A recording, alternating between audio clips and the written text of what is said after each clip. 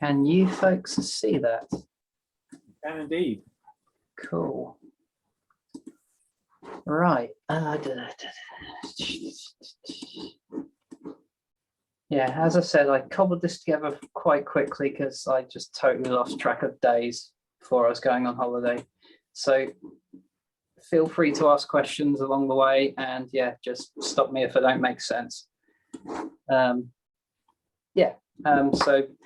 can't remember who it was who suggested I talk about this, but yeah, this is a brief history of my experience of going commercial. Does that work? Yeah. So first thing, well, here's an overview of what I'm going to go through. So some people asked about setting up the brewery. So what did I have to go through to set the brewery up? Sorry, just quickly, noises. Yeah, it's mostly boring legal stuff. Oh, sorry, not a lot about shiny stainless, unfortunately. Then I'll give you a quick overview of, well, long tale of how my brewery went. It was called Rock Hopper Brewing Company, based in Luton, Bedfordshire, and then yeah, what happened after that, basically. So in setting up a brewery, I have talked about this before. So me and Andy Parker of Elusive Brewing, I can't remember what year it was. It was a while back. We did a talk on basically what it took to set up a brewery. So 2017, so a little while ago now. So yeah, there's the link to the slides on Speaker Deck. Basically, the following 5 or 6 slides are cribbed from that very heavily, because not a lot's changed. Basically, it's still the same process for opening up a brewery. So yeah, there's things you need to arrange. So yeah, it's not just the brew kit. So things to consider are your location. You've got to talk to HMRC, both for beer duty registration and alcohol wholesaler registration. You need to arrange for sewage disposal, for your water supply. So yeah, when you sign, basically beer is over 90% water, so you need a good water supply, and your water company needs to know that you're going to need lots of it. Then there's environmental health, alcohol licensing, your suppliers, and most importantly, probably, is your customers. So on the location front, if you're just going down the production brewery route, if you're in an industrial site, you need B2 light industrial use class, sorry. If you're a pub, I think you can quite happily get away with a brewery being installed in the pub under standard pub use class. Or if you're in a domestic garage and you're not too big, you can just put something in and not have to worry. That was the case for me. But yeah, if you're going into an industrial unit, it's got to be B2. Location, yeah, that's quite important. If you're planning on having it as a destination that people would come to, you need to consider like how easily accessible is it, and also like how close is it to you. I've got a friend who set up a brewery in Cambridge. He couldn't find a unit close enough to him, so him and his partner set up a brewery, set the location up about an hour and a half, 2 hours drive from him. He's ended up moving house because basically it was too difficult to do that on a daily basis. So yeah, location is quite important. Access is another one. I fell foul of this a few times. So you think, oh, I just ordered like 100 litres worth of chemicals. They send a 5-ton articulated lorry down my street. The neighbours were a little bit scared the first time. So yeah, it was quite entertaining watching them try and get in and out. Storage, yeah, you wouldn't believe the amount of stuff that you need. Not only do you need to have the kits and be able to move around it, you need somewhere to store the ingredients, all the chemicals, processing aids, all the packaging empty as well as full as well. Yeah, drainage is a big one, quite often overlooked. But yeah, mopping up 100+ liters of beer isn't fun. And yeah, I had to do that with a few hundred. And yeah, finally, temperature control. Yeah, if you're not controlling the temperature of the place where you're storing your finished product, it's not going to survive very well. Onto some of the legal stuff. So HMRC, they do two things. So yeah, beer duty and alcohol wholesaler registration scheme. You need to do both before you sell a single drop of beer. If you don't, they can be very, very difficult. They're actually really, really helpful and surprisingly nice. They'll do an intro meeting where they ask you lots of questions, talk about your business plan, that sort of thing. Mostly just to figure out whether you're planning on selling moonshine and not paying your duty. But yeah, they're actually pretty nice about everything, and they answered a lot of my questions about some stuff. But yeah, you legally have to be registered and telling them that you're selling beer. Otherwise you can get into a lot of trouble.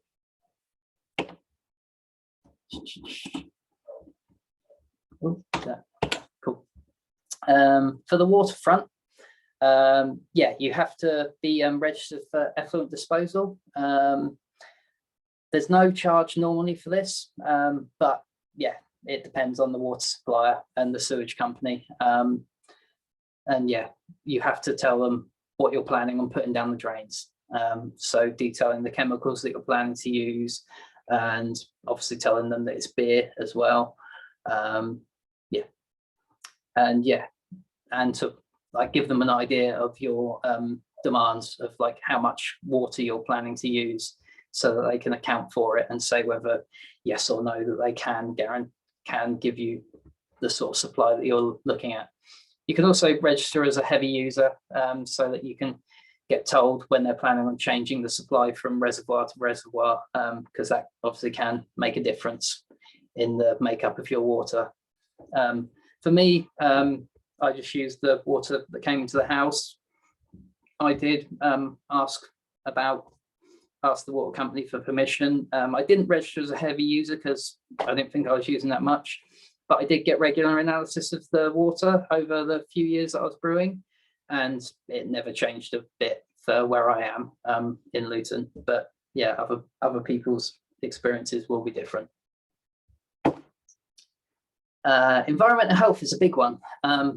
So you're a food producer, and so you need like a good cleaning area. You can't just have your dusty, dirty garage full of spiders anymore.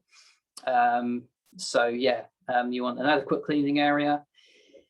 Process control. So they ask a lot of, when the people come over, the inspectors come over to your brewery, they will ask a lot of questions about how you do the brewing, all the different steps, and yeah, they want to get an idea of that you know what you're doing. They also want documentation about hazards and critical control points.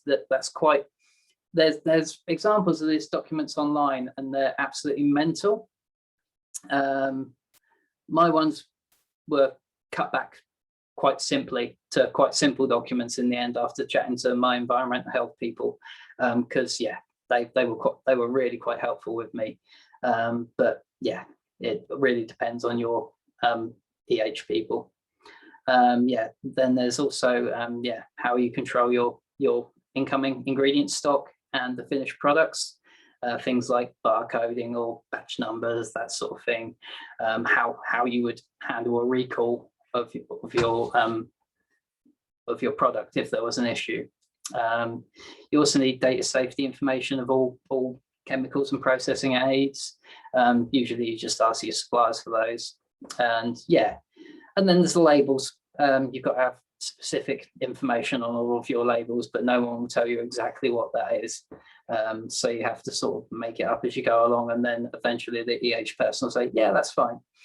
But yeah, and yeah, basically all of this is dependent on your local council. Mine were pretty good. I've heard tales of other people as being very, very obtuse and not helpful. So yeah, it's all down to your locals. This is a question that comes up so many times. Do you need an alcohol license? It really depends on what your plan is. If you plan to sell to licensed premises, so pubs, shops, etc., no, you don't. And if you're planning on selling directly to the public at special events, yes, you will need a personal alcohol license and a temporary event notice for each event that you do. The caveat on this is you can only do an event once in the same place per year. If you do more than that, it's got to be a permanently licensed place. So yeah, if you're doing special events, that's something to bear in mind. And yeah, the other part of it is if you plan on selling directly to the public or shipping directly to the public, yes, you do. So you need both a personal alcohol license and a premises license for either where you're selling the beer to handing the beer over to a person or shipping it to the person. So if you were just doing distribution through the post, it's your brewery. If you've got a tap room, it's the tap room, that sort of thing. And yeah, if you're doing both, you've got a tap room and you're selling online, you've got to have a license for both places unless you're posting them from the tap room as well and storing the finished product in the same place.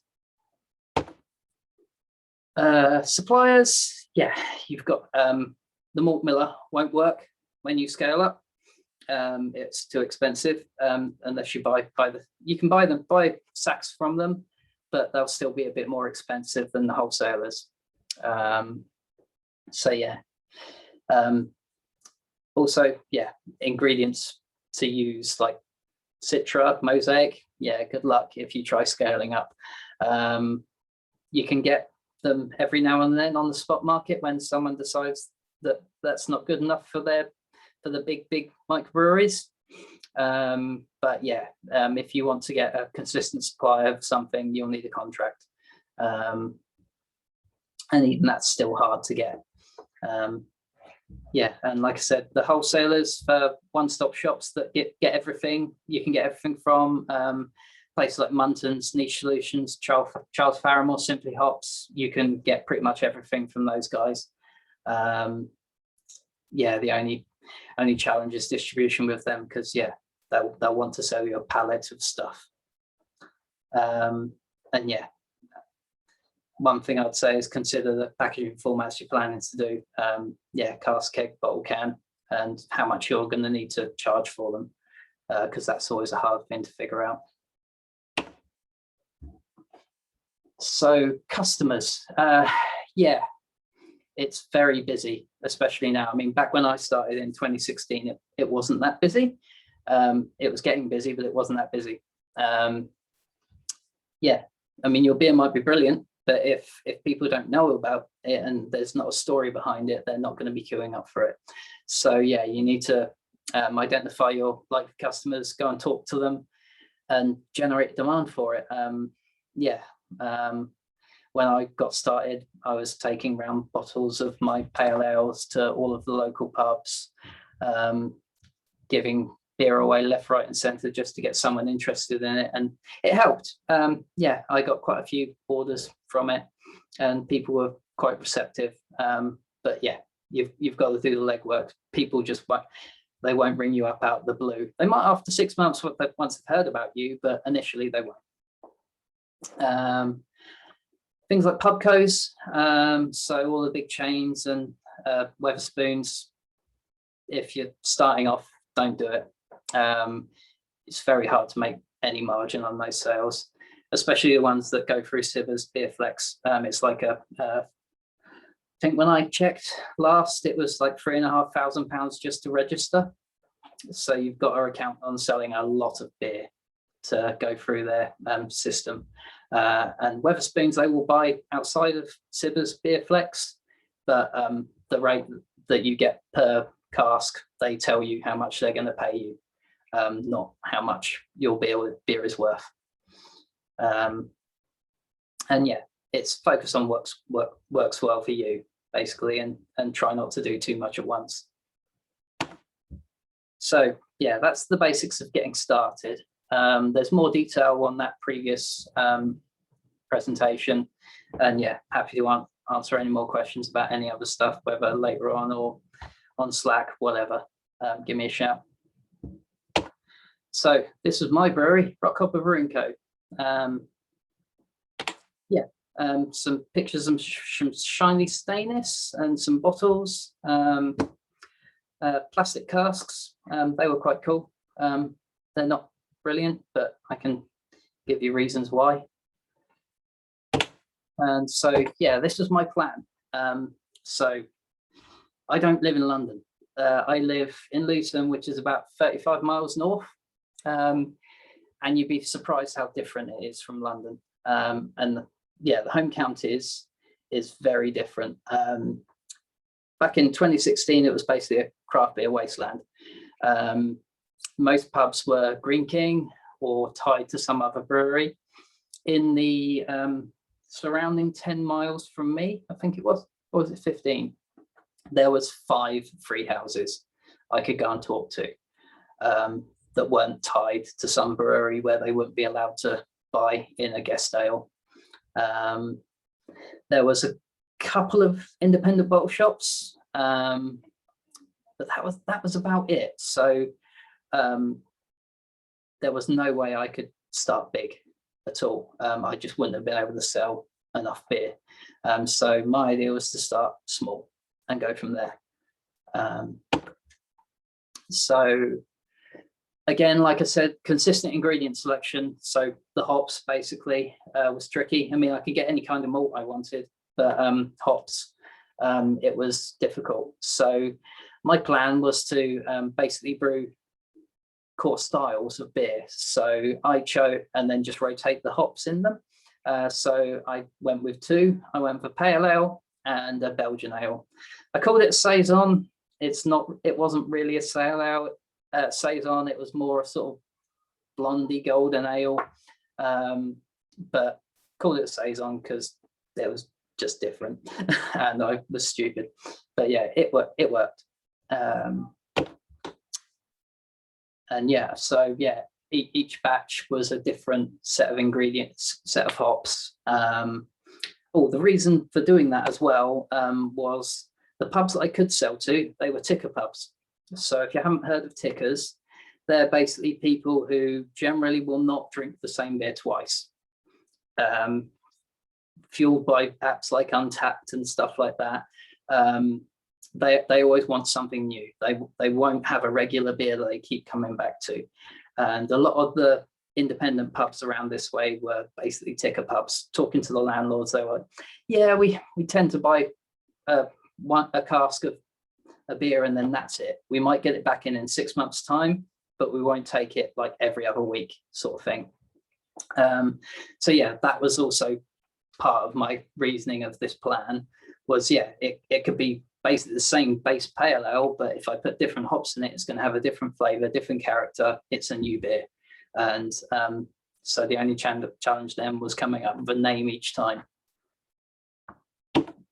So this is one of the questions someone had, scaling up from homebrew. So in my case, I went from 20 litres to 300 litres. It's not actually that massive a jump. I didn't have to think much about changing the recipes that I was making because they were quite simple recipes in the first place. But the main considerations you do have is around your kit itself. So my one, it was single infusion only. Step mashing would be very difficult just because of the volumes of water involved, and there was no element in the mash tun. Not that you want an element in the mash tun. And pumping around the mash tun into the boiler to push it back.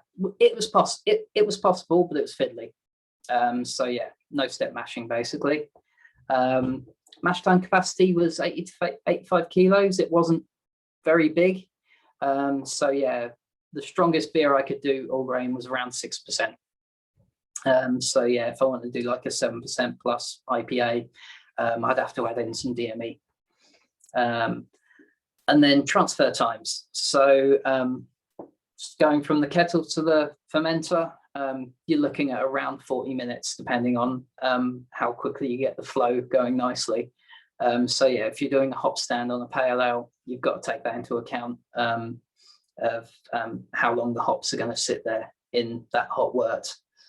So yeah, you have to either cool down first by pumping through the plate chiller back into the boiler, or just put the hops in a lot later. And the other part of it is the fermenters. The cooling system just would not work on them at anything less than a full batch size. So yeah, there was no wiggle room to experiment with something really strong or just weird that you weren't sure you could sell lots of. So yeah, I couldn't do a sour or anything like that unless I was confident I could sell 300 litres of it. Yeah, I tried a 150 litre batch once, but yeah, I couldn't cool it down. So that ended up going down the drain. What do you mean, Darren? You couldn't cool it down?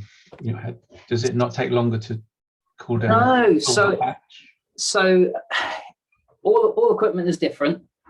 So this was specific to mine. I don't know if it's specific to all of them, but the jackets in the fermenters, the cooling coils were probably around the middle of the vessel. So basically, when it was only half full, it was getting half or just less than half of the full cooling capacity of the fermenter. So yeah, basically, it was cooling the fresh air above the liquid. And basically, the way the cooling works is the thermodynamics of liquid. The liquid will retain the temperature and keep it. Whereas if you're just cooling the air, that's going to quickly change to whatever ambient is around the fermenter. So yeah, I think the lowest I could get it was like 25 or something. It was in summer as well, which didn't help. So yeah, it was like 25 or something like that. I couldn't get it much lower. In the winter, it might be okay.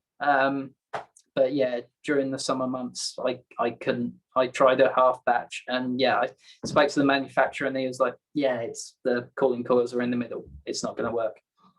Right. So yeah, might depend on the equipment as well. Yeah, if you're going to buy from someplace, ask them where the cooling coils are. If they're down the bottom, perfect. If they're at the top, even worse. So yeah.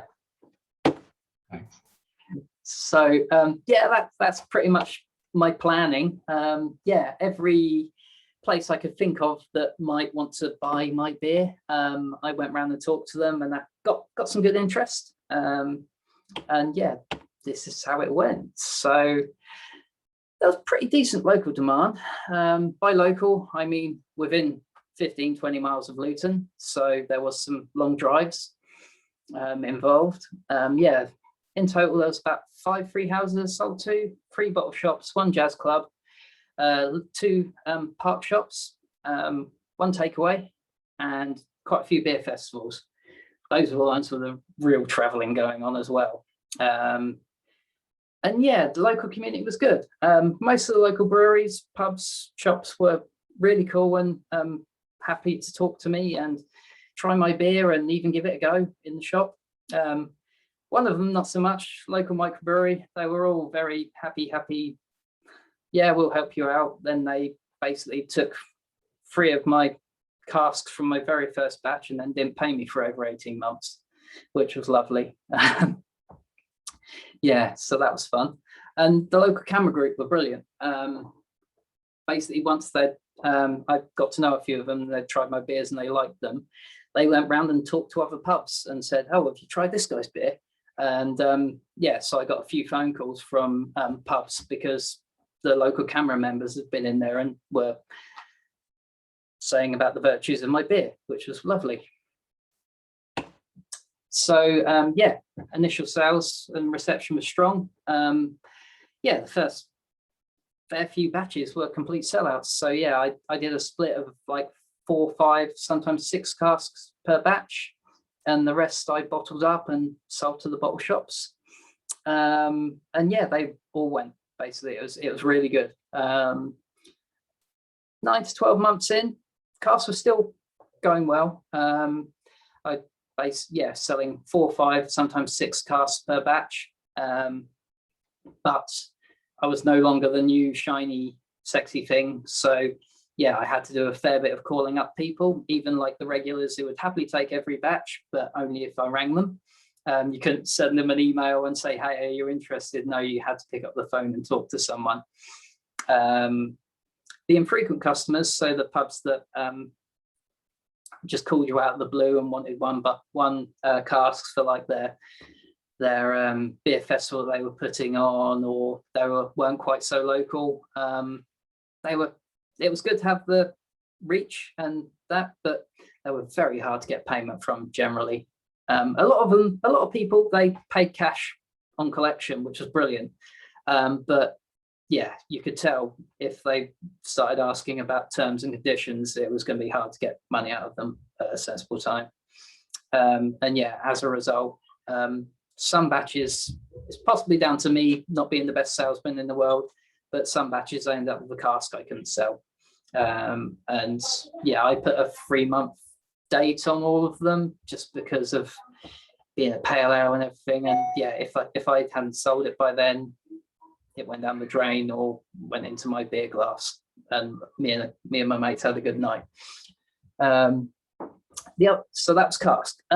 Bottle sales was, the problem with bottle sales is it was slow.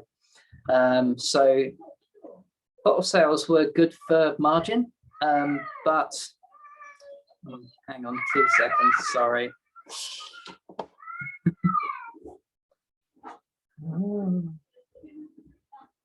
Oh, sorry, let me carry on.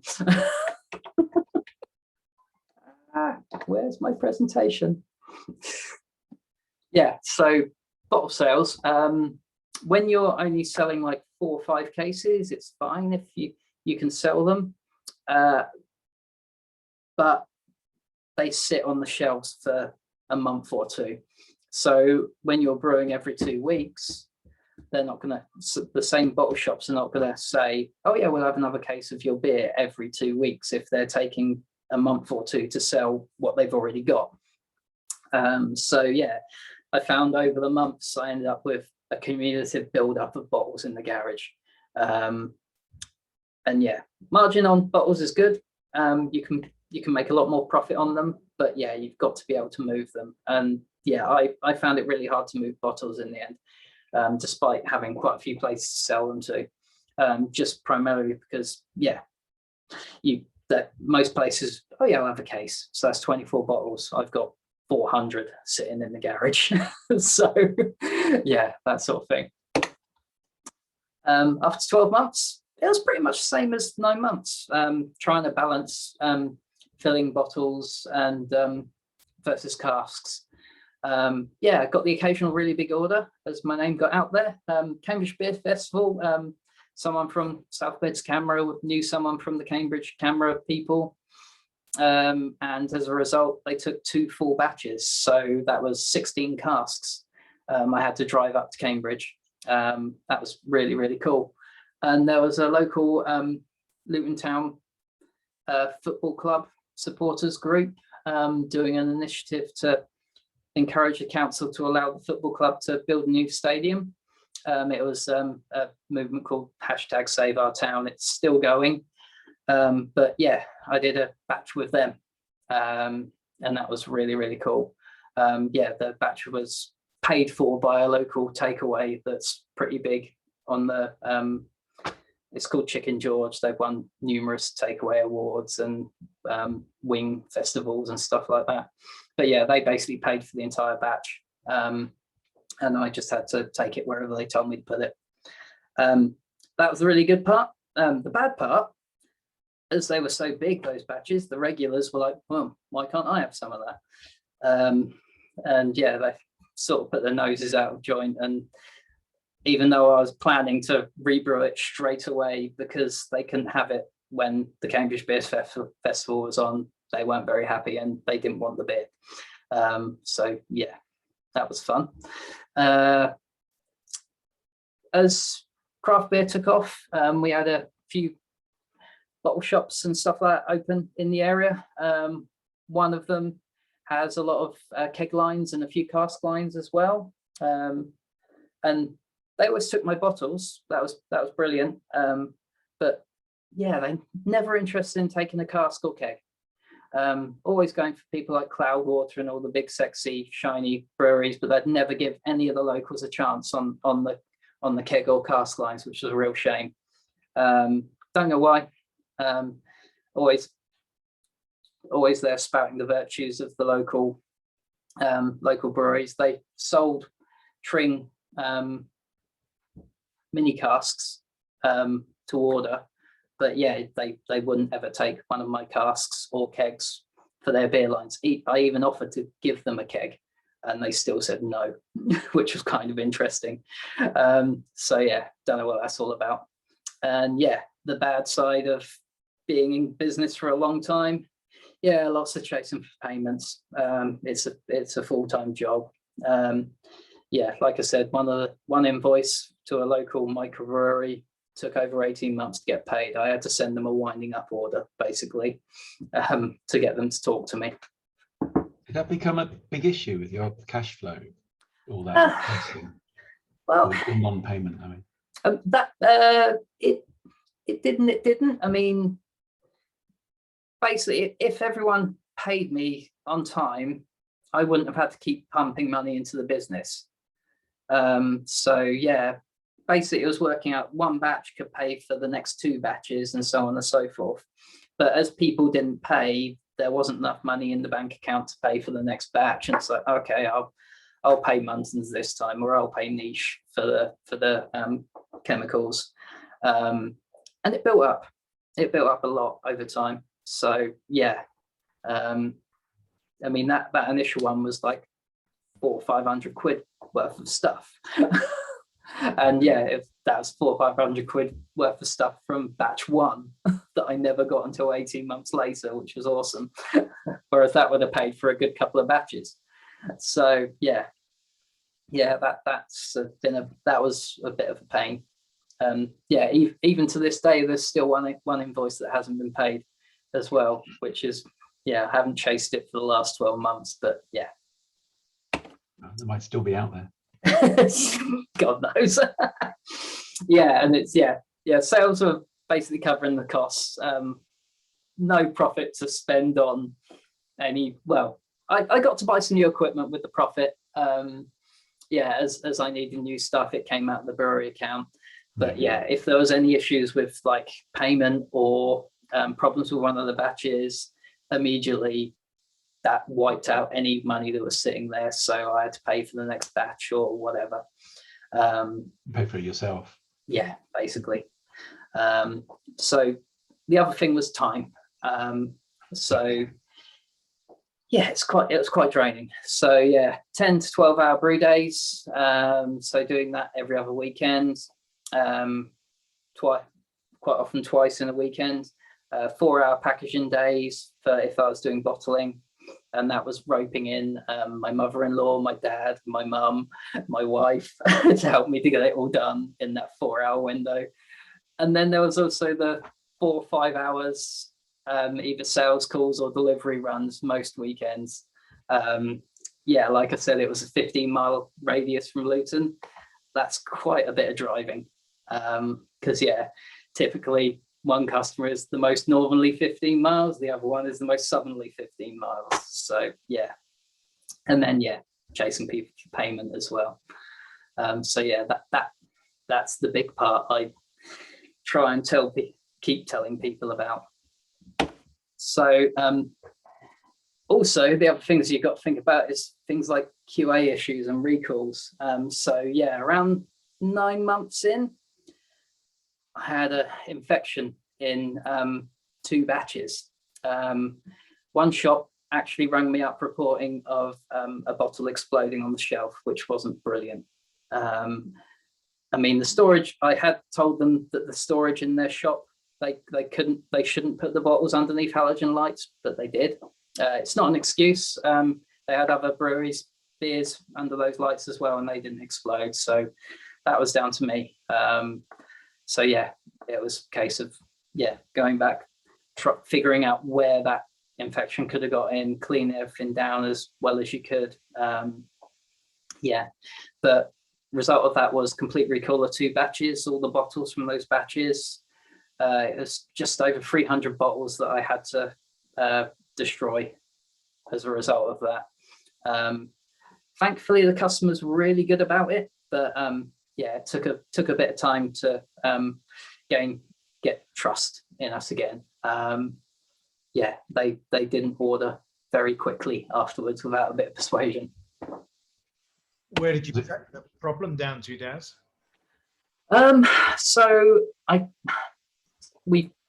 think it was down to the silicon tubing that I used to transfer from the fermenter to the racking tank, to the bottling tank. That's what it was, either that or the bottling tank. But as I cleaned the bottling tank with caustic, I don't think it was the tank itself. So the only thing I could put it down to was between the FV and the bottling tank.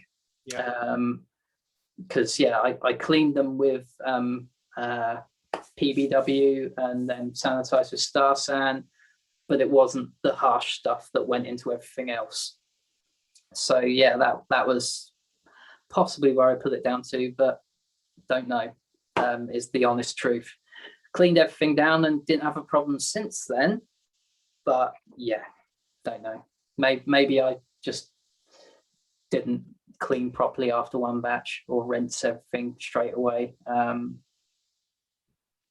Or maybe we didn't clean the bottles properly coming off the pallet. Entirely possible as well. I've drank some of the beers from those batches, and not every bottle had a problem. So it was only selected ones. I don't know. But it's been a while. And then the end of the brewery. So Paul said when I said I was going to do this one, what made me think I could do a commercial brewery part-time as well as have a family and a job and a life. So this was the timeline. I ordered the brew kit in April 2015, so it's a bit of a personal sob story. But around February 2015, we were told we were basically not going to have kids. So it's a bit bittersweet, really. Me and my wife have been trying for kids for probably the best part of 10 years. And we were told it's probably not going to happen. So I thought, got a decent garage. Let's try the brewery thing. So we ordered the kit in April 2015, about 2-3 months later. And then January 2017, that arrived. So about 6 months after the first batch, Lily arrived. Doing all the lead up to the brewery, so the garage fit out, incorporating the company, getting everything set up, working towards the first batch. About 3 months before I was getting ready to get going, we found out Catherine was pregnant. So it wasn't a conscious decision to have a child and do a brewery and do a job at the same time. It just something in the water after all. This was the basic timeline of how Rockhopper went. I haven't brewed since November 2018. Nearly 2 years of juggling family life, job and brewery. So as you guys know, I don't live in London. I worked in London though. I was doing 10-12 hour days in London every day. And then weekends running the brewery, as well as juggling Lily during 6 months after around 6 months after the first batch. So I did it for about 12-18 months after Lily arrived, but by that time I'd had enough, so something had to give. So it was the thing that was paying the bills and the daughter the brewery had to stop, basically. So what went wrong? Well, time, obviously. Yeah, I'd have never bought that kit if we knew Lily was going to come around. I would have tried something really, really small, and so that it didn't take up my life. But yeah, that hindsight, you're never going to know that sort of stuff. So yeah, but the interesting thing was the scale of things. So for the local area, so the 2-barrel kit, so 300 litres, it was about right for the amount of local outlets. Sometimes it was a little bit too big. Sometimes it wasn't big enough. But it was generally around the ballpark. If I was brewing 20, 50, 100 litres, I wouldn't have been able to make enough beer to get my name out there and satisfy what demand there was. The flip side of it, it's not big enough to make enough money. Because of the cash flow of basically you sell your beer, then you've got a month or so before you get your money back, so on and so forth. And I mean, on cask, I was making 20, 30 pounds profit per cask. So 8 casks per batch, that's not a lot of profit per batch. So yeah, you're not going to get rich quick on 2 barrels. Bottles, you make a lot more, but yeah, you can't sell as many bottles. What went well though, so yeah, got my beer into several venues. That first moment where it's like, that's my beer on the bar, that was really cool. Got to know a lot of really cool local people in the beer and food scene. Yeah, the Save Our Town thing was a real highlight. I've been going to Chicken George for years before I even thought about doing the brewery, and to have it with them and to get to know them all a bit more, it was really, really cool. Yeah, I was on the train a couple of times and just weird randoms come up saying, are you the guy with the brewery? Are you the rock hopper guy? And it's like, yeah, what? That was weird. But yeah, on the technical side, I think it helped me become a better, maybe not, but definitely more consistent brewer. So yeah, just repeating the same process over and over and sort of dialing in what works well for you, what doesn't, because I was brewing essentially the same bit over and over again as well for 2 years. That really helped me to nail consistency. And even now I'm back on the homebrew stuff, I'm still going through the same processes, just much smaller scale.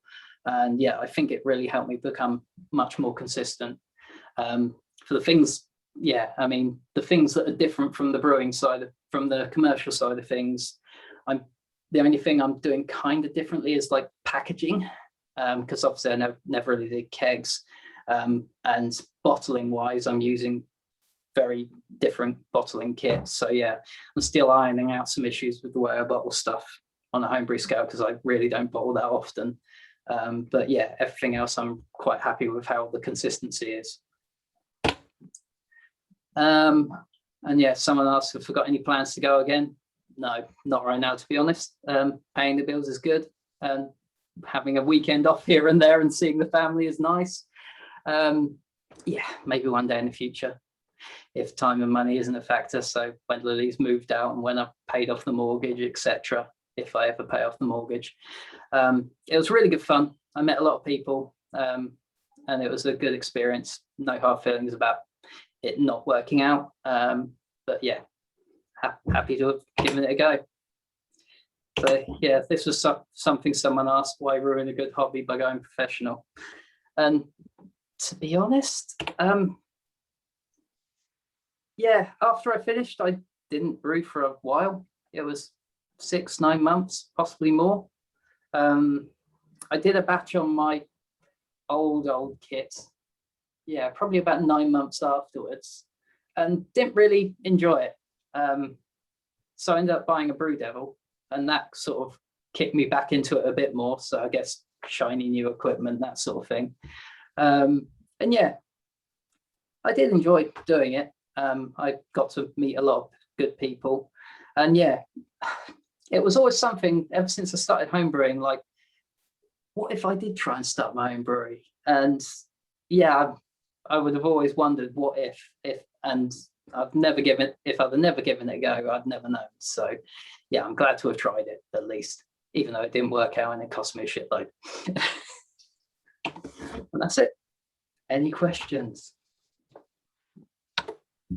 Brilliant. Thank you, Daz. Very good. That was great. Thanks, Daz. And thanks for being like very honest and philosophical about it as well. I think. Absolutely. Thank you. Seems like a good story.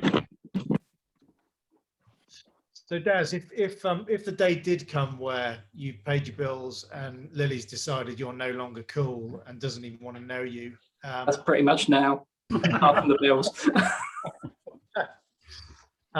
what would you? So effectively, if you had absolute choice about how you did it next time around, what would you do differently? What would you not do? What would you do? So I would definitely not do it as a production brewery. It would have to be some sort of tap room, brew pub kind of element, that sort of thing. Maybe it's just me, I'm not that great a salesman. I hated doing the sales calls. It was awful. Ugh, just ringing up people, say, hi, would you like to buy my stuff? Yeah, so it'd be like having that direct to the public sort of route would be good as well. And plus it cuts out the middleman. You can sell it at actual bar prices rather than wholesale prices. That would make it a lot easier. Yeah, so it'd have to be like an event space or brewery, brewery tap or pub associated with the brewery, or even a little bottle shop with something in the basement. Yeah. Kind of what Pips is doing in Falmouth. That would be good. Yeah, I wouldn't go the full-on commercial route unless you could go big. And by big, I mean at least 10 barrels. Yeah, fair enough. Is that that's the scale before you really start making a decent margin, but you've had to put in 50 grand for the premises and the gear. Yeah, exactly. I mean, I think Andy Elusive, he started at, well, he still is at 6 barrels and 2 fermenters. But yeah, he was, fair play to him, he's very enviable position. There was just the demand for his beer. So he could just churn out the batches and they were just selling. Whereas on the flip side of it, I know some people who they bought a 12 barrel kit and there isn't quite such the demand for their beer. So they're brewing a lot of beer and they're having to gradually get rid of it. But because of the economies of scale of doing twice the batch size, they can take the hit. They're making a lot more margin per bottle, per cask, that it's making it still profitable for them. Wow, it's quite a balancing game because the freshness of the beer is part of that concern as well. You want to exactly ship it out as well. Yeah, they have gone. The bigger guys have gone down the more traditional ale sort of route and that sort of thing, not hip IPAs and stuff like that. Okay. Darren, how did you manage your storage? You talked about that being important for managing temperature of storage, but so basically that was why I wanted to stay small, because I didn't have any way of managing it. So ingredients were ordered basically the week leading up to a brew. They came a couple of days before the brew and then they got turned into beer. And then as soon as the beer was ready, I was slinging it in the back of the car or borrowing my dad's van and driving it straight down to the pubs.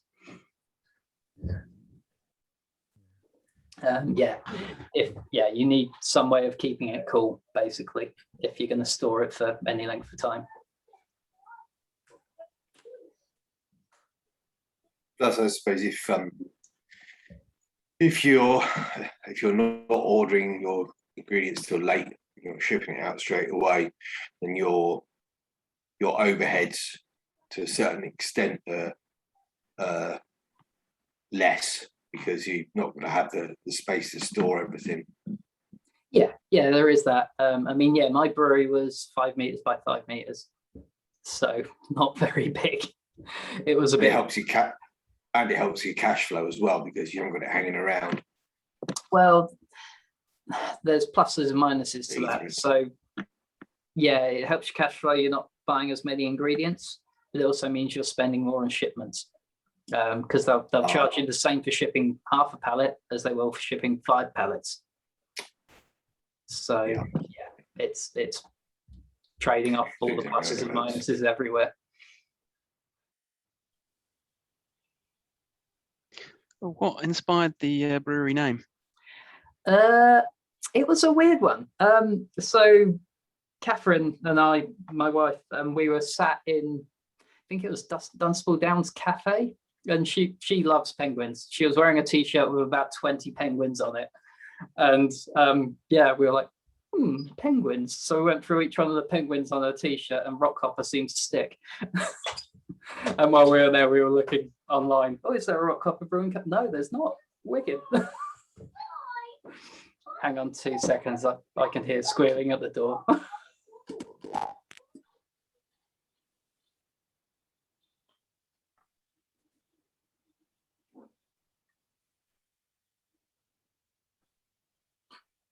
Is it me, or did Darren say if you're struggling to have children, try to start a brewery?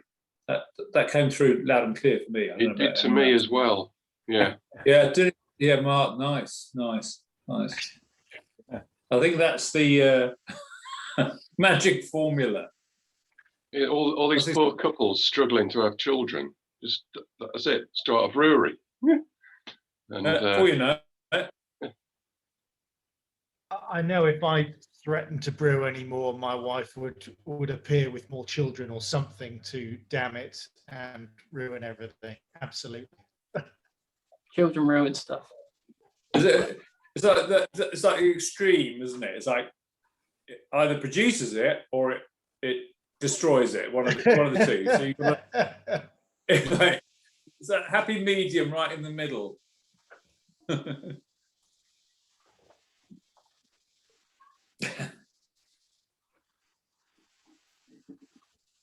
Now, so you mentioned not having to mess around with recipes very much, but also the hop stand issue and stuff, which I'm guessing that your pails might have involved. And I've seen that as well, that issue before in breweries that can't transfer fast enough or can't cool what they've got to do when we do a whirlpool or hop stand or whatever. How did you get around that with your system? So with mine, I basically recirculated back into the kettle. So ran it through the plate chiller, got the whole kettle down to 80 or whatever the hop stand was going to be at, and then did the hop stand then. And then, yeah, as soon as the hops had been in like 5 minutes, just started transferring. Yeah, to stop them being sat there too long.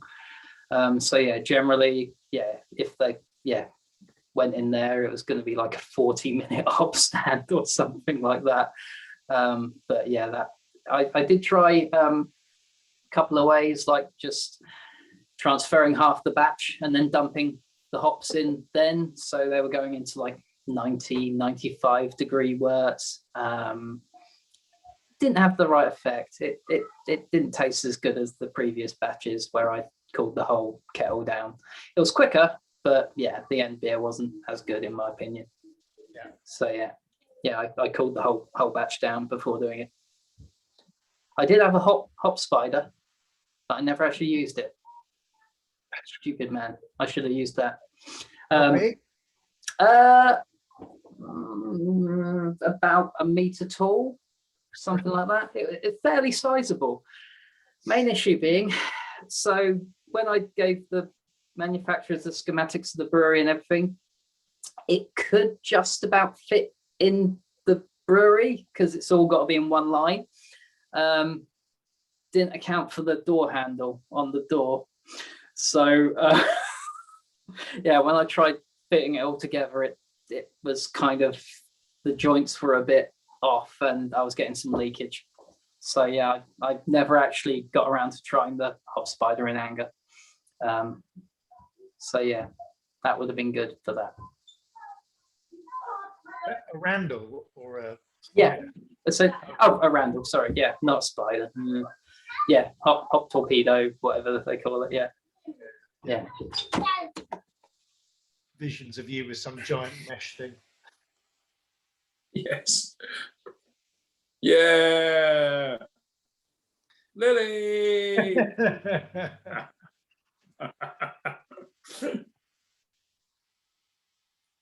Mick, you've done a bit of commercial. How does that all chime with you?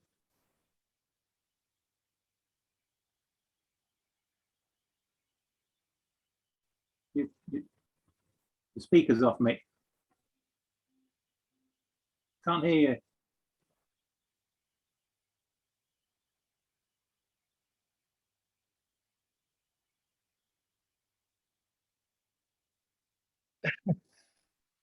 You're gonna have to start again, Mick. I think he's swearing. Anyone lip read? I thought you're IT savvy, Mick. I'm ashamed.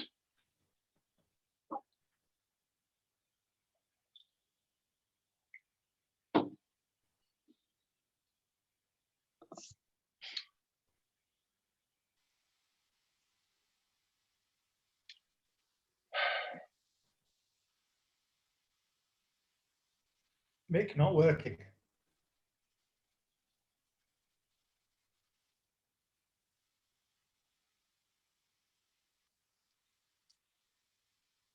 Still not working. Or he's pretending. Well, God, I want to murder. Mick's been telling us a story, Darren, while you've been out. Oh yeah, what's that? Oh. All about a microphone. Your guess is as good as ours. Baz, the administrative burden is enormous. I know that, whether it's environmental health, local authority, HMRC, food standards. Did you find they troubled you after that? Did anyone come back and check your HACCP plan, for example, to check that you were doing what you're supposed to be doing, check for rats and that sort of thing? I even had to chase them to like get my HACCP plan checked. It was ridiculous. Wow. I mean, I had the brewery done to, well, the garage where the brewery was going to sit in, it was done to a pretty decent standard. So all of the walls were plasterboarded, painted with mold-proof paints, proper non-slip flooring, all that sort of stuff, big stainless sink. And is that any better? Sorry? Yeah, we're on now. Hey, hey. The option. and yeah, when the environmental health lady came over, she was like, this is better than most restaurants where people are making food and serving it. So I think, yeah, having that sort of first impression, they kind of felt a bit safe not having to chase me. So yeah, I mean, everyone's experience is different, but yeah, the Luton ones were really quite good. They answered a lot of questions about like labeling and stuff like that, but yeah, I never had any hassle with them. Have you ever thought of opening up a restaurant, Darren? No. No. I mean, I had the same sort of experience with my local one in Hemel as well. I mean, the local environmental health are extremely sort of blasé almost, you know, because you're dealing in alcohol and potentially there's less chance of any problems with passing on sort of salmonella and botulism to the general public. Yeah. You know, all the hazard stuff. I'd done all the sort of groundwork. I'd sort of started to produce a whole plan together, like Dad says, and then he's got scaled back. As soon as this woman came for a visit and she saw what I'd done, she said, "Oh, don't worry about any of that," she says. And I never took it any further. You know, I'd done a bit of planning on about sort of 10 slides or something to show what I was intending to do, and never did any further. And she was happy. Yeah. I've had the same. Yeah, they've never come back after. After this, I've got a similar situation down here with my local council now, because the other month I've started to make plans to get running again. And again, I've like 3 or 4 months and I've had no contact back from my local council from the environmental health that I want to set up and start brewing again. So, I mean, my license is still valid, everything's all still there. I will say one thing at the moment with COVID and all the administration that HMRC have got, they haven't chased me for not submitting a nil duty return for 12 months. And I haven't submitted one for 12 months, and there's nobody chased me.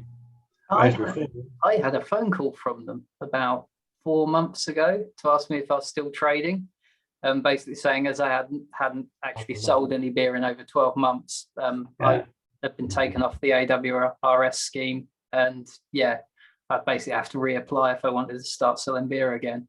So I got told about the AWRS. I got to reapply for that. Yeah. But as far as your sort of your normal alcohol license to produce your alcohol and produce your beer, I've actually submitted 2 changes of addresses with HMRC because when I left town, I went to stay for 6 months in my dad's house in Stevenage, and then we've moved down south as well. So I mean, it's all above board as far as change of address and the layout of the brewery and how we're going to operate.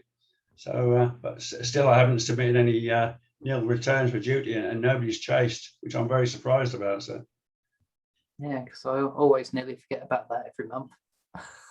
I got a letter this month because I was a few days late saying hurry up, otherwise we're going to find you. Wow. Other than that, though, I did just want to say that I found them incredibly helpful, both HMRC and Hammersmith Council, with setting any of the licenses up, all the premises licenses, all the alcohol licenses. Really, really helpful. Just normal, really, kind of straight up with them, and they came round, did their visits, all that. The only thing was when the environmental health guys came round, I showed them like the demo label, and I'd had the kind of allergens in caps instead of bold, and I said, oh, these are like the demo labels, blah de blah. And then when I got the rating through, it was 4 out of 5. I'm like, what the fuck? And then I looked it up, and it was like because I hadn't labeled the allergens properly, and I was like, oh Jesus, there's only a demo, got marked down. Oh, mine never actually wanted to really check the labels. But that was it. I know. I showed him the allergens, and he was like, oh no, it needs to be bold. I went, oh, okay, I'll change that when I print them up properly. 4 stars. Steve, do you say they didn't really, or they weren't that bothered about your sort of use of water and sort of effluent and stuff? Because obviously Darren's talking about having that relationship with the water, making sure you know what you're using. But is there a certain litre usage that you need to have an agreement? You know, yours is obviously smaller than Darren's was, but you know, is there a soft point? I don't know. I was actually going to ask Darren the same thing, but when the environmental health came around to me and said so, and I asked them about effluent and sewage and water use, they were like 25 litres batch, the same as homebrew. Forget it. We're not interested. Yeah, I mean, just I put my grains out with the bins, put them in a black sack so they take them, and you know, one day I'll make dog biscuits or mushroom fertilizer out of them. But you know. Yeah, I mean, with me, yeah, I got in contact with I think it was Thames Water, Affinity Water, as they are now, and yeah, chatted to someone on the phone. They were like, yeah, you should really fill out this form, but to be honest, at that scale, it's really not going to make a difference. But they were like, fill out the form anyway, just so you've got the paperwork done. Yeah, they didn't seem too bothered. The chemicals I was proposing to use weren't that bad on their scale of things. So yeah, that was another thing actually that I found difficult, was getting rid of the spent grains and stuff like that. Like, what did you do? What did you do with your spent grain? So I ended up giving them all to a chicken farmer. Just got lucky that my dad went to school with someone who ended up having a farm full of chickens. So yeah, I ended up driving all of the spent grain up to his place, and he fed it to the chickens. But yeah, initially it was like, what do I do with this? So yeah, putting the odd bits in the compost bin, and then putting the rest in the actual bin and hoping it didn't stink too much or be too heavy for the binman to take it away. Yeah, I've got 3 compost bins, and they still can't cope with the grain. You guys brew a lot though. Yeah. It's about once a week. Yeah. If anybody doesn't want to just put their grains in the bin, if you look for your local allotment society, a lot of allotments allow people to hold chickens, and I'd imagine the chicken keepers would be only too glad to take grains off your hands. My girlfriend's got chickens, and they go absolutely nuts for it. When we're in London, when we brew in London, the grain goes straight into the raised beds, because we've got 3 that have not actually got plants in yet, and we just put it in, dig it in, and then when I first turned it over, the number of those little red worms that you're supposed to have that mean it's good, there's just thousands of them, so it's obviously liking it. So yeah, it just feeds the raised beds. It's full of protein and amazing stuff. It's really quite a rich biofuel, I think. Yeah. I've got I live quite close to University College, and there's a couple of students keep taking the odd batch because they're doing research and extracting the proteins and turning the rest into other stuff, which is quite exciting. I thought you were going to say you chuck it in their bin, Steve. Yeah. In exchange for a few bottles. Sprinkle it on their lawn. Trade it in, a bit like The Great Escape. Shake it down my trouser leg. One for the teenagers. It's probably quite nice while it's still warm. keep thinking I've got a incontinence problem, but I remind myself it's just the grain. Mark's done time for that. Darren, what's the scene in Luton craft beer wise now then? Not much different. So the Jazz Club has just recently reopened. That was actually almost going to shut down permanently not so long ago. That sells, he gets in beers from all over the place, America, Norway, as well as the UK microbreweries. Other than that, not a lot. Got a lot of Green King pubs. There's one independent pub actually that just recently reopened. Again, that was almost gonna go permanently. So yeah, not a lot of craft.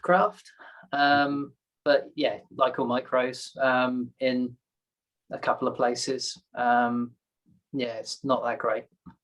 It was a shame to hear that the place that opened up that was selling sort of craft had some several lines and so on. Why it didn't support a local brewer. You know, well, we've got a place locally that is a craft beer bar, and it doesn't particularly have local brews in it. It goes for it has Beak from Lewis and so on, which is probably their local one or whatever. But they don't actually support any of the breweries locally, which is odd. Yeah, I mean, they were happy to stock my bottles, and they had all the local microbreweries bottles in all the time. But yeah, the only microbrewery they had any close ties with was Tring. They sold their mini casks, bag in polypins, like sort of thing. But yeah, you'd never see it actually on the tap either. It was always something they bought in from elsewhere.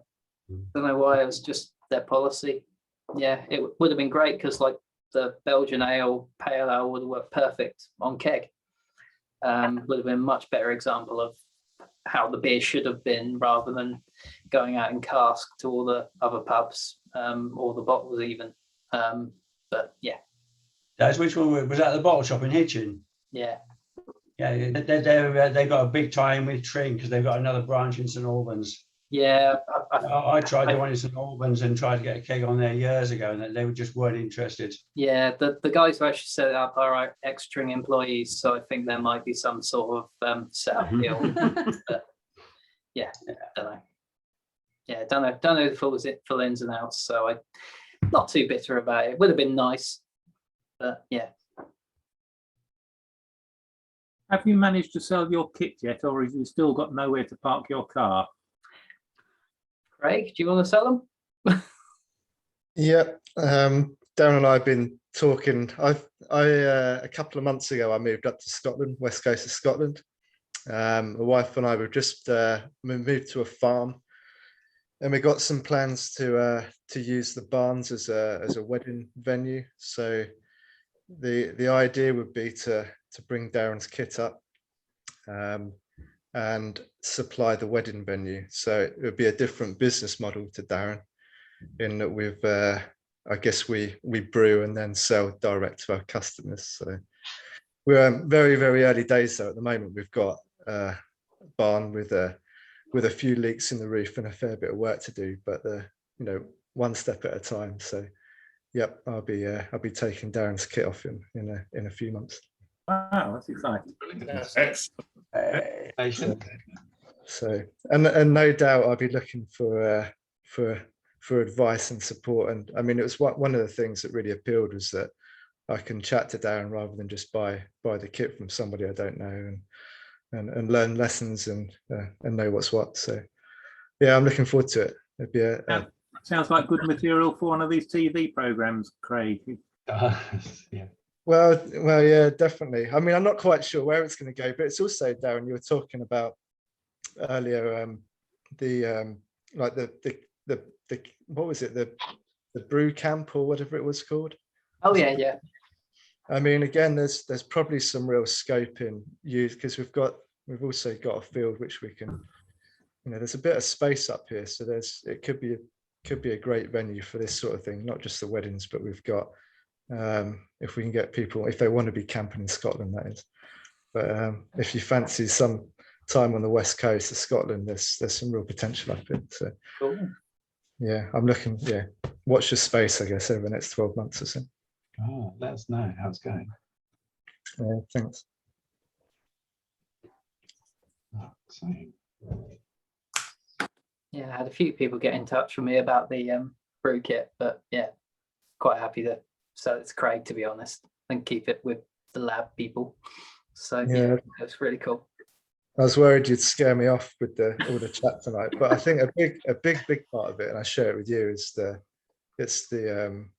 I guess the sales and the interactions with the pubs and so on. And the intent would be, it'd be great if a couple of local pubs took it, but it's not really where I want to put my focus. So people can come to the brewery if they want the odd bottle.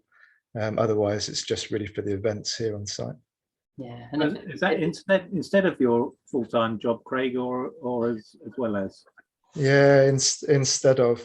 So my wife's still working, but yeah, I'm as I've moved up, I've given up work. So I'm looking after. I've got a 1-year-old as well, so a bit like Darren. So I got half of my time is childcare, and half of my time is trying to renovate and set up business. So, very good luck with that. Very good luck with it.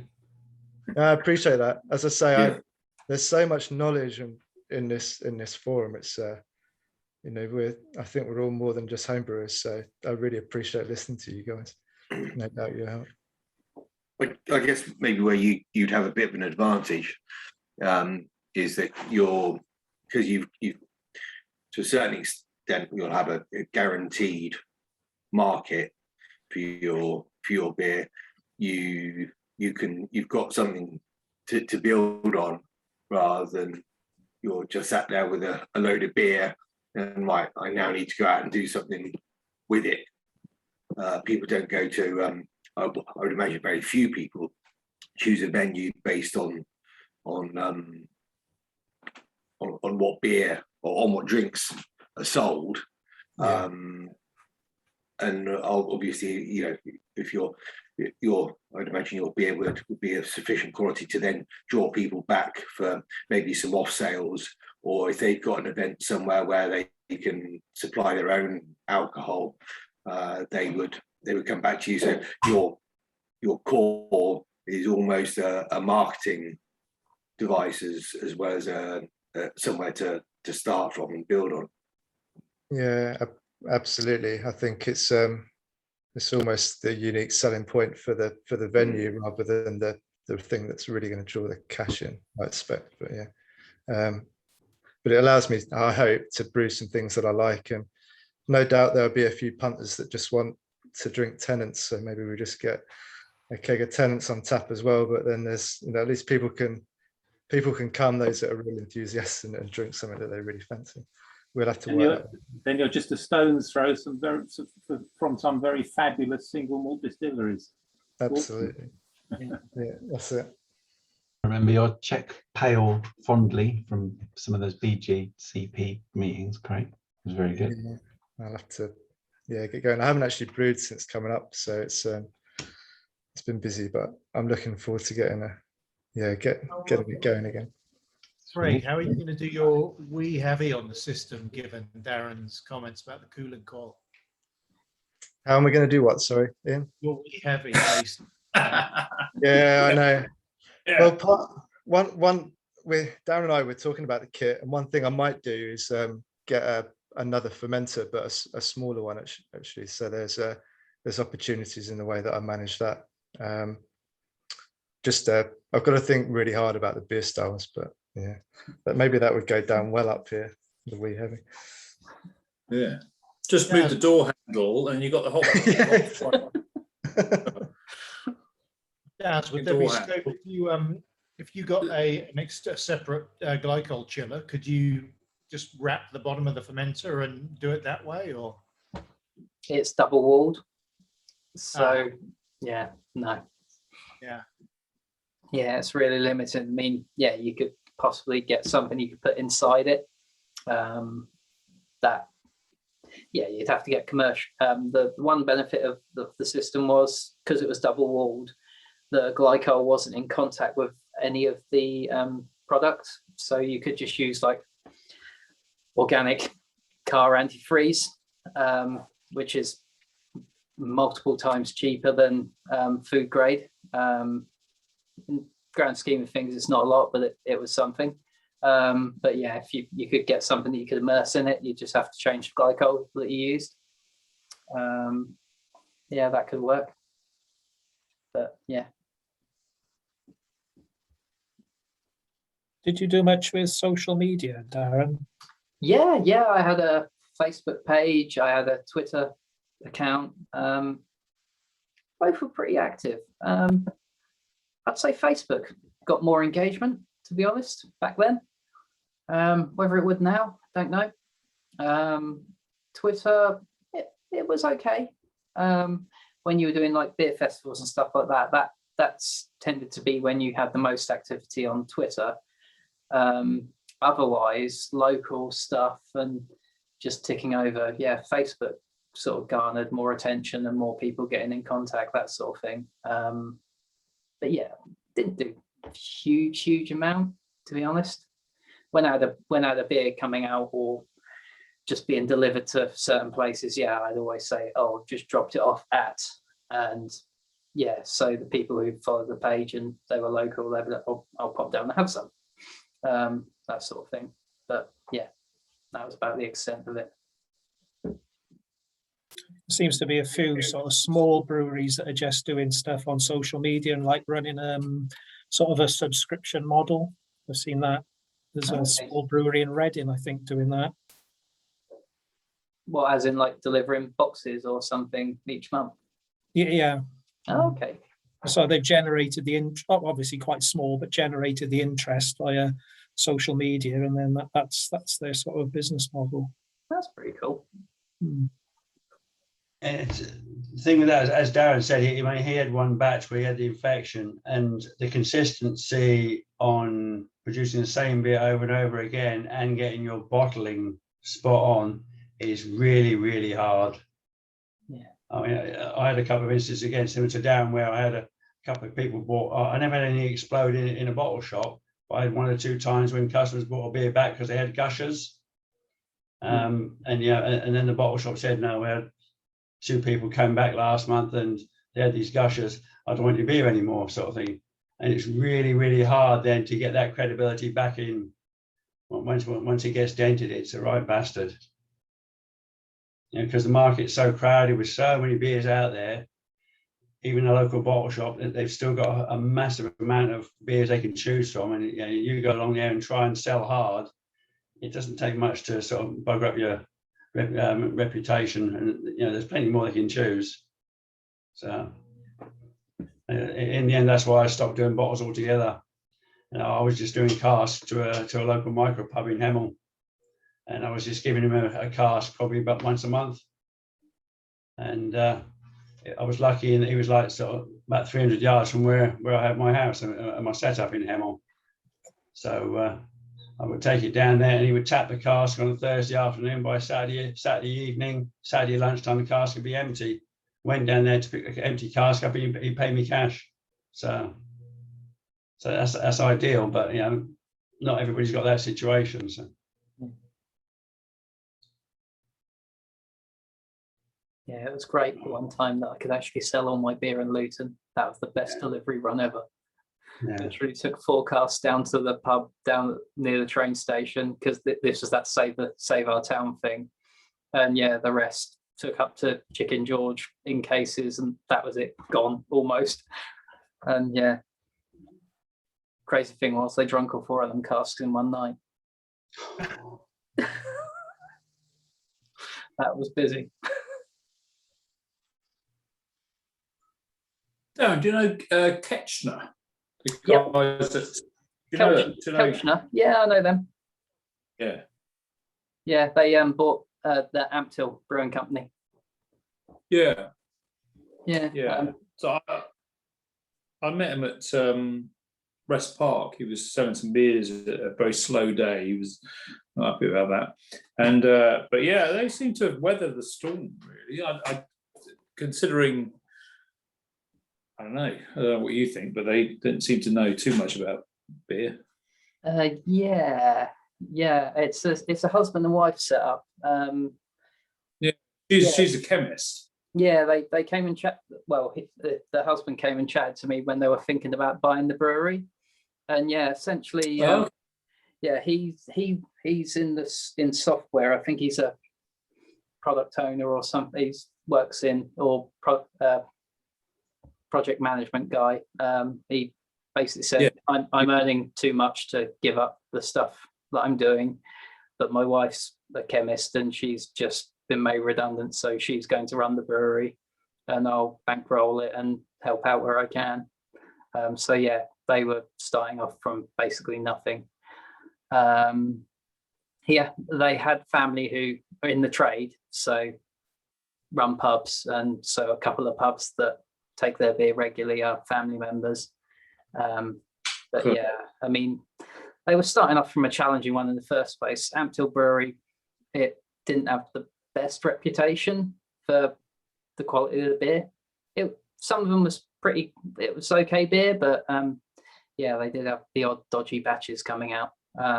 Again, it was just a collective of locals who clubbed together for running a brewery. Would be a great laugh. And yeah, didn't really know a huge lot about the process of it and that sort of stuff. But yeah, they're doing all right, considering where they've come from. Yeah, they're actually producing some hard beers, and I haven't heard many problems with them. No, because he said exactly what you said, which is that all of the 95% of the pubs are all tied pubs in that area. Yeah, you move county and actually it's a different story. But for them, when I saw it was a few years ago now, yeah, he's saying just you can't bloody sell it to him. Yeah, it's a real bugger. Yeah, that was why I didn't want any bigger than I did. I mean, even going as the 2-barrel kit was, yeah, financially it was too big, but it was just about the right. But yeah, yeah, you can But go back. interesting. I mean, these guys, you know, they're selling kind of amber ale and you know, red ales and stuff like that, and that's really curious that they can be selling such, I suppose, not necessarily you know, fashionable stuff in a market where that's flooded. You know, that's the bit that kind of confused me a bit. They were selling stuff, and but they're doing all right, and I don't understand that. Yeah, the home counties are still a bit backwards, really. Well, not backwards, but very traditional. Yeah, you get a lot of younger people wanting all of the modern stuff, and yeah, like the beer shop in Hitchin and St Albans, they're always busy. But all of the pubs around the area are traditional ale pubs, and that seems obviously that beer shop is on my door in St Albans. I mean, I didn't know they were sort of Tringuys, but obviously they've got some stuff in there. But it doesn't seem to be particularly biased because they've set up their own brewery. Yeah, I mean, through good little setup. Yeah, yeah. I mean, I know, yeah, one or two of them definitely used to work for Tring. They told me, so maybe they had some sort of some sort of deal with them. But no, they're good shops. They happily took my bottles. They were great. Yeah, that was my origins of you know, of the whole thing here, was that I did some beer tastings on an evening at the beer shop in St Albans, and it was like, bloody hell, what is going on? Yeah, this is a whole new world to me. So, and that was 5 years ago, and that was the whole start of all this malarkey you got me into, you guys. It's gonna cost me a fortune, isn't it? Oh yeah. Yeah.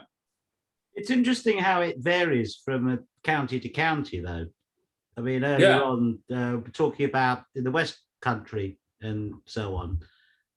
Because, say, down in Kent, Kent towards Sussex, where I live, we get a fair number of breweries popping up in Brighton and that sort of area.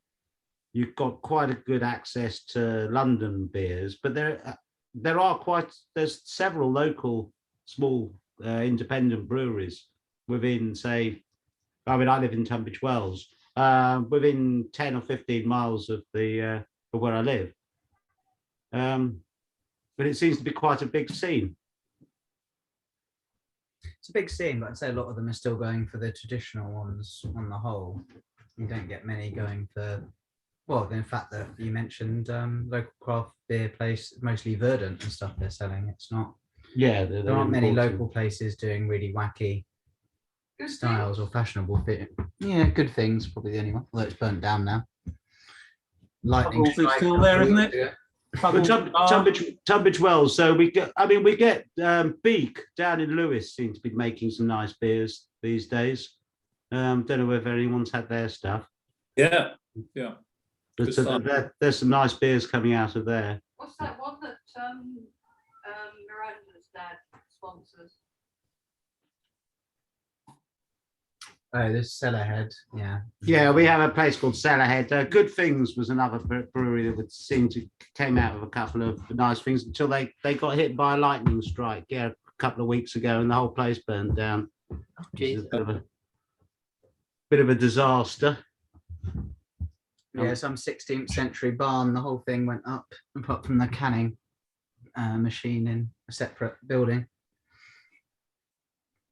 Jeez.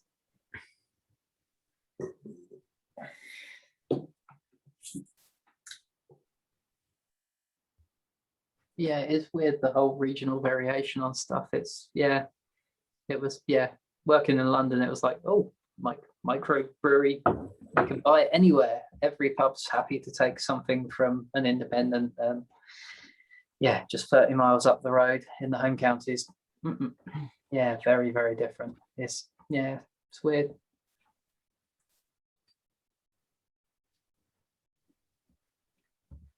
mean, I haven't been out in a long time in Luton, so don't know. Could be different now.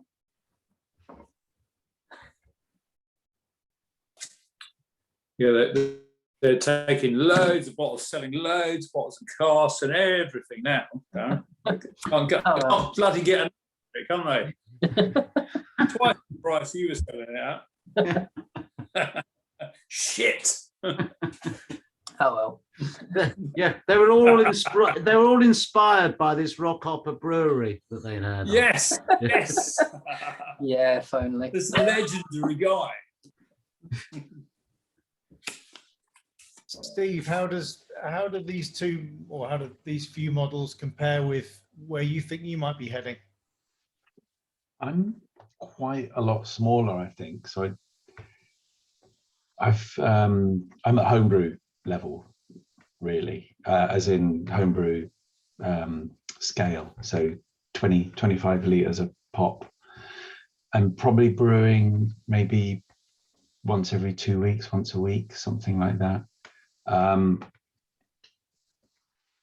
think I found that by not doing social media and not really getting on top of it, I haven't got the throughput, but I've been trying to balance that with trying to nail the process and the recipes like we all do, because the last thing I want, like same with everyone else, is like a gusher in some place you've tried 6 months to get your bottles into and one of them blows up, kind of thing, like the last thing you want. So I'm slightly overcautious about sticking my head above the parapet too much. I think when I started, I wanted to be able to sell homebrew, really almost do a commercial homebrew and start as tiny as possible, fail quickly and easily and cheaply, that kind of thing. And as Darren was saying, brew often enough to be able to try and get some consistency in.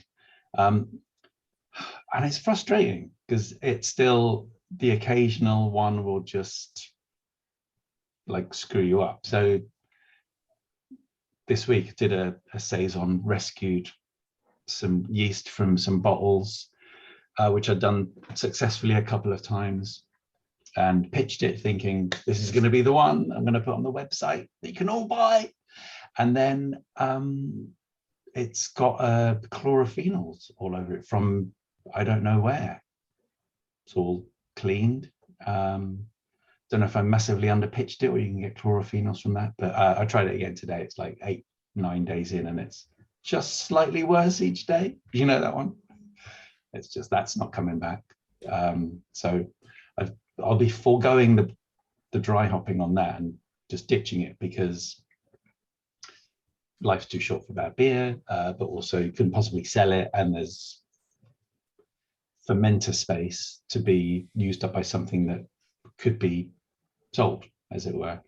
I'm doing it at a very tiny scale is the short answer, I think, here. I haven't got the room, I think, for a start.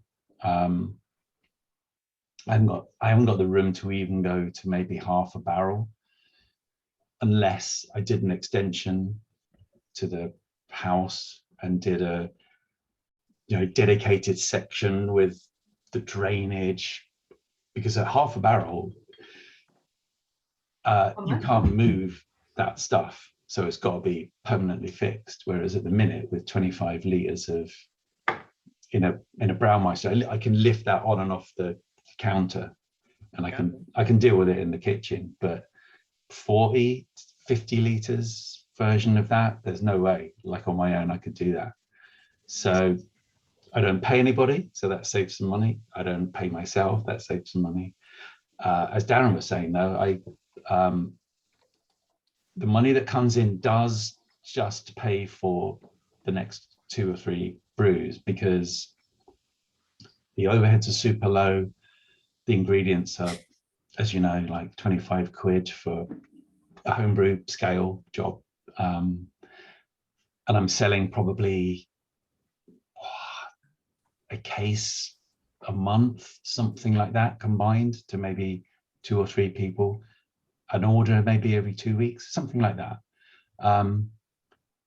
It's tiny scale, but it allows me to kind of learn to brew, learn to be a business. I'm not a seller. I'm like we all are.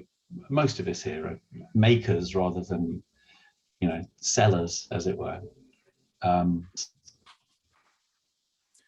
Steve, is the duty still scaling? Like, you know, was it linear scaling, the duty on lower, you know, like all this thing that they introduced where the duty is kind of sensible for even 25 liters? I mean, it's fine. Not crazy high compared to what your costs are. Or? I swear to God, Guy, when I when I do my monthly beer duty, it's I make sure I'm doing the small beers brewer relief, kind of like underneath 5,000 hectoliters, and I'm going, and my percent, whatever it is, this is an in gag, but my percentage, hectoliter percentage is something like 0.01%. Okay. I swear to God, I'm paying like £5 in beer duty every month.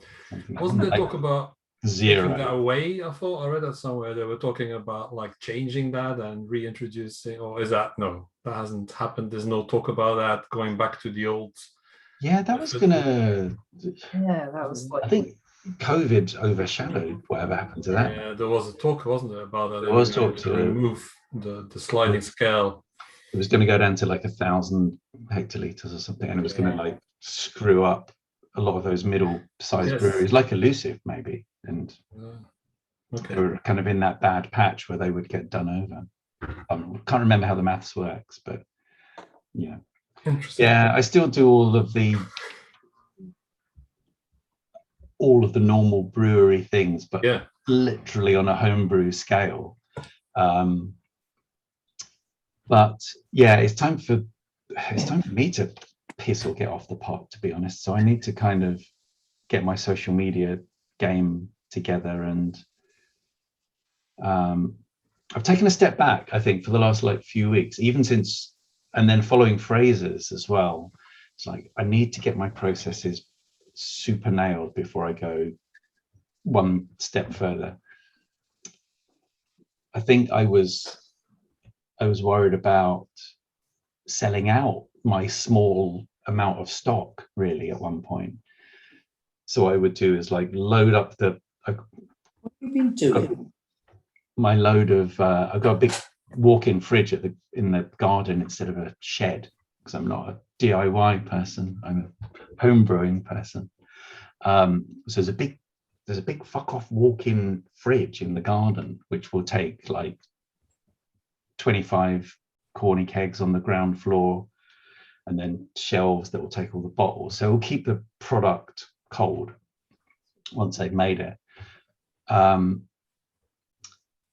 I loaded it up thinking, once I announce it, they'll just be like Field of Dreams, you know, they'll once you build it, they will come. And they didn't, because I didn't sell properly. I'm not a seller, and I didn't do it properly on social media. But at the same time, there was the odd batch that would like screw up, and I'm thinking, well, that's justification for being cautious, Stephen. Very well done there.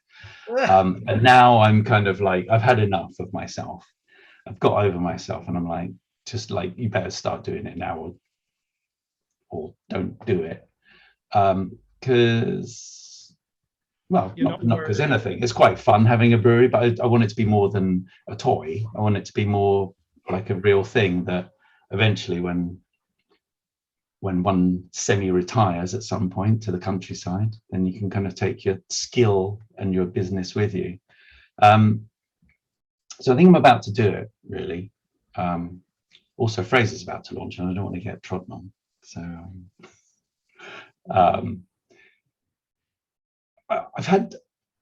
So I guess I've had the same kind of issues as everyone else, good and bad, really. But yeah, I scaled back a lot. Most recently, I've scaled back a lot reassessed everything and going to attack it anew, I think. So mostly direct. I think what the mistake I made earlier was trying to kind of sell it too far afield almost. I've got quite a good local, maybe 10 streets around here that's in a little enclave, as it were. And do you know that Nextdoor app? Anyone have that thing? Your neighborhood thingy?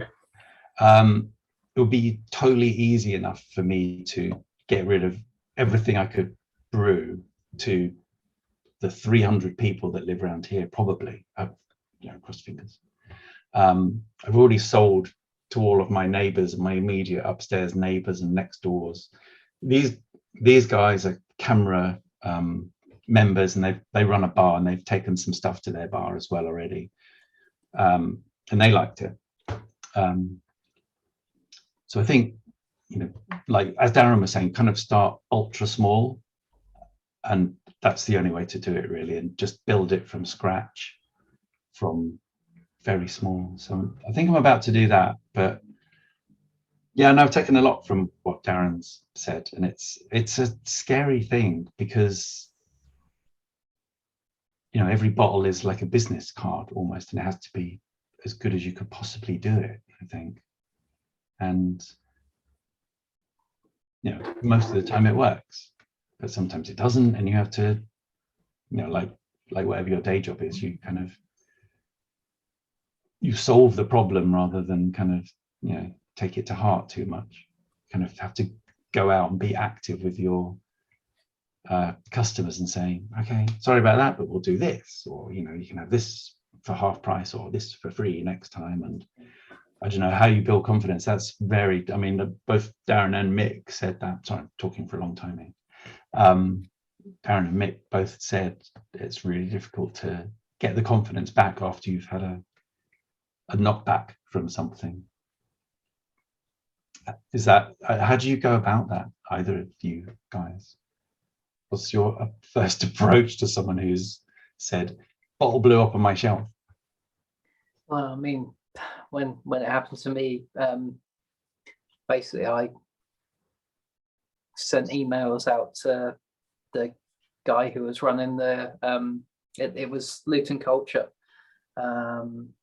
They ran the shops where one or so of the bottles exploded, and yeah, basically emailing the guy every couple of days when I looked at things and going through the process of inspect. But yeah, it was just lots of emails of, oh, I think it was this, and so now I'm cleaning the kit with this new chemical and so on and so forth, replacing these tubes, that sort of thing. Yeah, it's hard. In my case, you sort of rock up to the bottle shop, and the guy said, "Well, this is the beer that was sort of was a gusher, or the bottle exploded. Okay, let's take one off the shelf and open it in front of the guy there." And 9 times out of 10, you open the next bottle and it's fine. Yeah. Okay, what's the problem? But it's his business, it's his reputation. He's the kind of cold face trying to build his business and getting customers to buy the beers. And if he can replace you with somebody else, that's more reliable, it's in that sort of storekeeper's interest, isn't it? So yeah, I think what helped a little with me was I basically recalled everything. So I went to all the other bottle shops, took everything back, said, I'm going to give you a refund because I've had a problem at this place. Let's open a couple of bottles just to try them. But yeah, I'm taking them away regardless whether the bottles we open are good or not. You're getting your money back, and hopefully you'll take the next batch, please. So that's brilliant. That's all you can do, isn't it? You just got to be ultra nice and not ultra helpful and everything else. It's no good just sort of rocking up and saying, oh wait, there was a one-off bottle that did it. Everything else is going to be fine. But as soon as you take that attitude, you can sort of almost guarantee the following day, another customer was going to phone up and said he had another gusher or a blown bottle. Yeah. Or And then someone that takes even does advantage. even worse damage, doesn't it? So you Yeah, just got to be ultra nice. Yeah, or someone else takes advantage and says they have when they haven't, and it like screws up your reputation. I think, Darren, that's perfect. I mean, every time I've seen that in Facebook groups of breweries that have said, we've had a problem, we're just going to take them all back, this is what happened, and everyone just goes, thanks very much for saying what it was, for recalling, for refunding. That's the great response. You know, no one wants an excuse. No one wants to like, oh, my dog ate it or whatever it was. You know what I mean? No one wants an excuse. You just do the very best you possibly can to make everything right, I guess. Well, Steve, if you're selling to someone locally, you could always offer to put their bins out for them, or wash their car or something in recompense. I can walk the beer around. You can say the beer might have not been right, but yeah, I'll walk your dog. I'll walk your dog for you. Yeah, you know.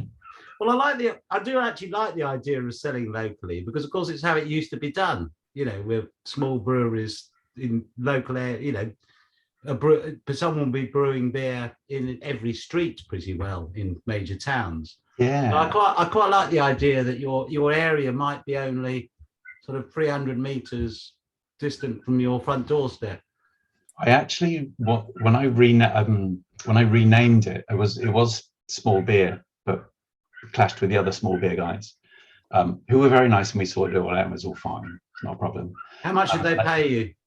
I asked them about that, but we sorted it out over a pint in the Waterloo tap in the end.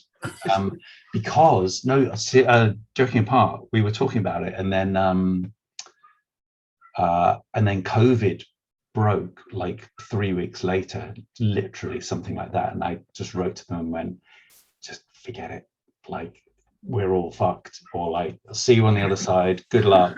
And you know, obviously I'm not going to ask you for any money or anything like that. Let's just like wish each other luck and see each other on the other side. So yeah, so it didn't bother.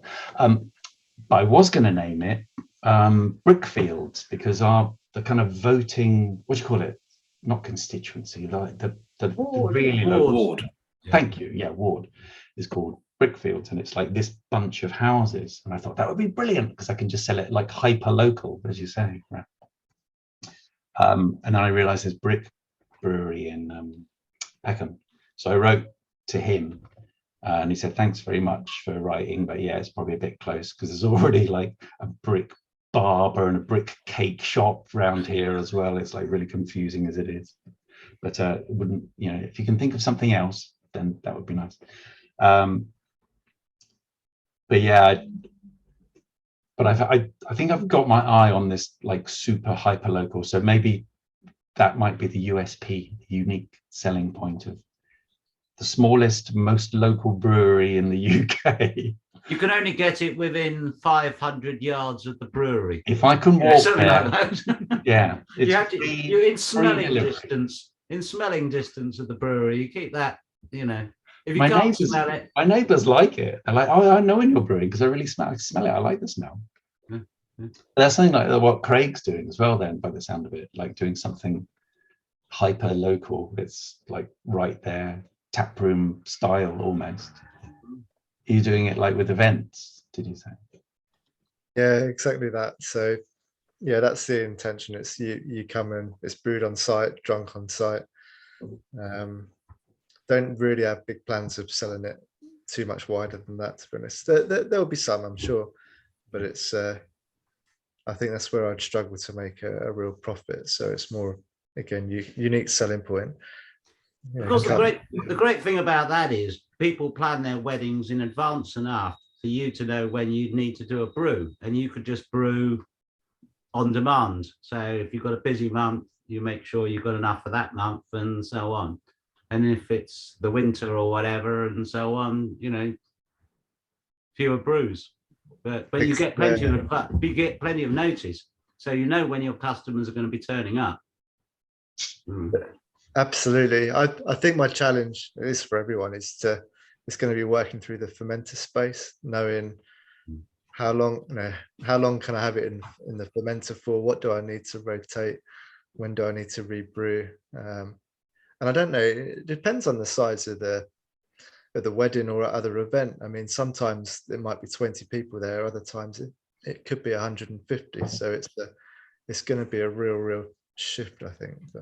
But it is nice because you've got that notice in advance. I mean, unlike a pub who don't know if it's a nice sunny day, they're going to be busy, they're going to be selling lots of beer, or the football's on or whatever that causes people either to go to the pub or not go to a pub or a bar. Of course, at least you'll know numbers, you know, sort of in advance. Yeah, definitely. And I'll be interested, again, this is where I guess I've got to be strong in terms of what it is I wish to sell, but I imagine some people have a request or an opinion on what type of beers they want on the bars as well. So that's going to be, I think that's going to be a challenge. How flexible are you prepared to be? Yes. Well, exactly. But then, yeah, we'll see. Just drink lager. Can I have lager, please? Yeah. That's. I guess you could do custom bottle labels as well, Craig, and because beer favors and things like that. Yeah. Well, yeah, there's definitely the market for that, and you never know. We could even get the Stag Do up here or something, brewing their own beer or something. So who knows? There's options, definitely. I did do that. It's a very different model though. Very local and very different. Yeah. I did that for a mate's wedding. Did all the beer for the wedding as kind of beer favors. Oh, you did? Was that? How did you feel? You're nervous, but when they were going out on the tables. Yeah, because it was like I was hoping it was going to be all right. I wasn't there, but I kind of shipped it all out to him, stuck it all in his car, back of his car. Like, I don't know, 300 bottles of I did the X, Y, and Z with their names on the beer and the dates and all of that kind of stuff. It was a nice thing to do. So I did the favors for my wedding actually, but I wasn't the beer wasn't that great, to be honest. It's that frustrating thing of it was all right, but you really, I guess you criticize your own beer, don't you? You want it to be absolutely perfect. But everyone said it was nice. They did.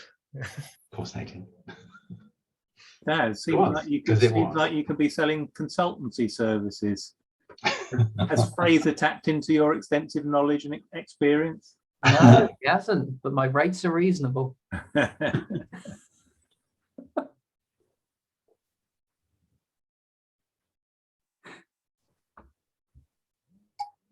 Everyone's done a bit of everything in this gang. It's an amazing resource, as someone says, probably at least once a month. Yeah.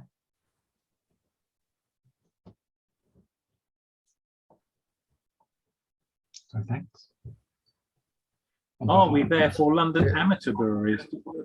To what extent should we change our name? No, only joking. God no. Mick, how long have you been brewing? You said professionally or commercially, as you say? Started probably 2014. 2014. Yeah, I haven't brewed for the last 2 years due to house move and everything else. But I mean, and again, I went commercial purely because the place I used to work, I used to take beers in for as opposed to birthday cake and things like that. And I used to take sort of half-pint bottles. I used to take 2 dozen, 3 dozen bottles in and give them to all the guys. And then the girls started asking for it for boyfriends and things like that. And people were saying, my God, this is great. I want to buy it. I want to buy it. No, I can't. Yeah. And eventually I submitted to the pressure, went through all the process. And at the peak, I was probably selling 1,000 bottles a year just to guys at work. Yeah. So, I mean, I was lucky in the place I used to work in that they were very lax about it. Management allowed me to do probably every 2-3 months. I would do beer tastings in the canteen on a Friday lunchtime. Cool. I would take little tiny plastic disposable glasses, 5 or 6 beers I'd line up, and we sample pots were there. Like, come on, guys, come and get your beer. And I used to pre-print order forms and things as well on a clipboard. That's right, and the guys would just fill out your name and your phone number, how many of these bottles do you want, and yeah, and that'd be how it all started, and it just went mad. And then after that, I thought, well, this is really good, but if I ever stop working there, I've got no business.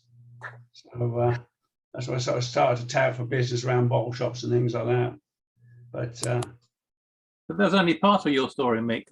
Tell us the rest of it. Well, the rest of it, what? Starting from when did we start, Paul? Setting up the new brew type thing. Yeah. I had one of the first. It was part of a franchise, but there was myself and one other in Ealing at the time, and one in Birmingham. And that group of brewers were the first brew style to be in the UK, and that was back in where are we now? Mid-90s, about 95, 96, around about there. And we were based in Watford. So again, we had, I don't know, any of you guys sort of live in London, anybody remember a place called Mr. Bung down in Ealing? And again, it was a brew it yourself place. So you would rock up, they had all the kettles there. You're going to brew 50 litres of beer at a time. And they provide you with the recipes, all the ingredients, and you just get on and do the brewing. Downside, it was extract only, but you could put flavoured grains in and things like that. But yeah, the beers would still come out pretty good. We weren't using dried yeast to start, we were using proper brewer's yeast, liquid yeast. And yeah, and you would do your brew. We would look after it while it's fermenting, make sure it's fermenting okay. We'd then set up the fermenter on sort of CO2 charge lines with beer taps, and then you would come along and fill your bottles and take it away. You could fill up king kegs if you wanted, as opposed to bottling it. Yeah, but it was, to be honest, at that time, it was ahead of its time. But it was good in that, you know, you could come and get your 50 pints of, 50 litres of beer, and you get it for about, probably, even with all your cost of your bottles and everything else, you get it for about 35p a pint. So it was still good value, and we were still making money, but it just didn't last. There wasn't enough consistency in the business. It was, we had a core group of brewers, probably about 30, 35 brewers who would come in every month, every 6 weeks and do a brew, but you needed probably double that to make it as a decent business. Yeah. And like I say, we were stuck in the middle of Watford, so you know, we had plenty of passing trade. You know, people would look through the window and say, what's going on in here and things, and we had sort of pick up business from that side, but it just wasn't enough consistent business in there to keep going. So we were running for probably just under 2 years, and we went bust. So again, like down, that cost me a lot of money. So that's where I've got half the kit. Well, not half the kit, but you know, I've got some of the kit now, which I currently use to do my own setup.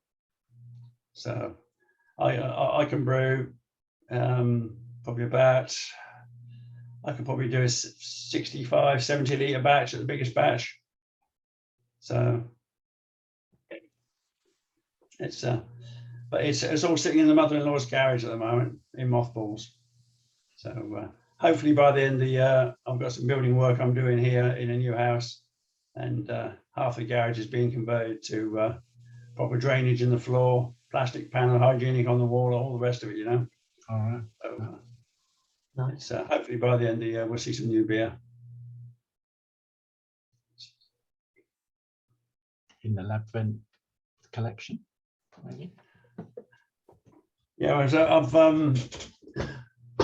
sort of made contact with sort of local homebrew down here in Southampton. I've been up to them 3 times now, and so last week I went in there, and it's the first time we've been allowed inside. 2 previous meetings we've sort of been on benches out front. It's a little tiny micro pub, and you know, we're on basically sort of trellis tables out the front of the shop, out the front of the pub, and we're all supping homebrew there.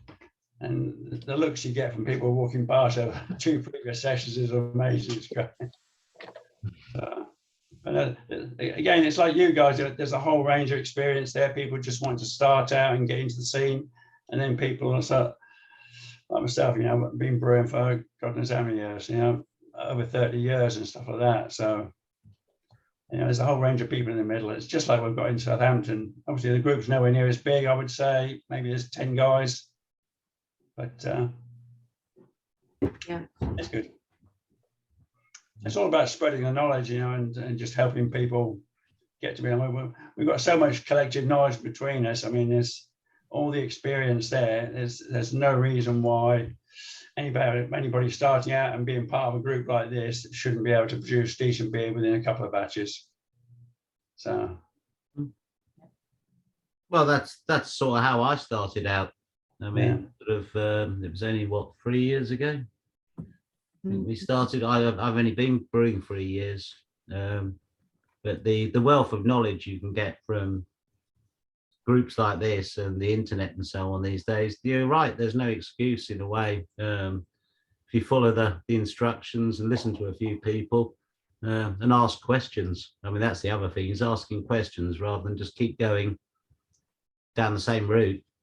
But no, the wealth of knowledge is great. I mean, it's a shame actually that, I mean, I live in Tunbridge Wells and there isn't a local amateur brewers club. London's the nearest, which is a shame, because I think that local thing is good, just to be with people in your local community or whatever. well, my local group in Southampton, I mean, I have to drive 15 miles into Southampton.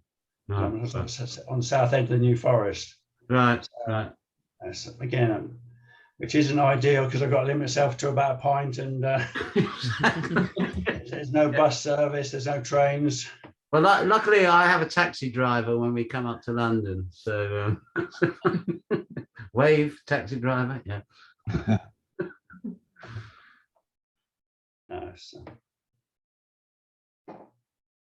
Anyway.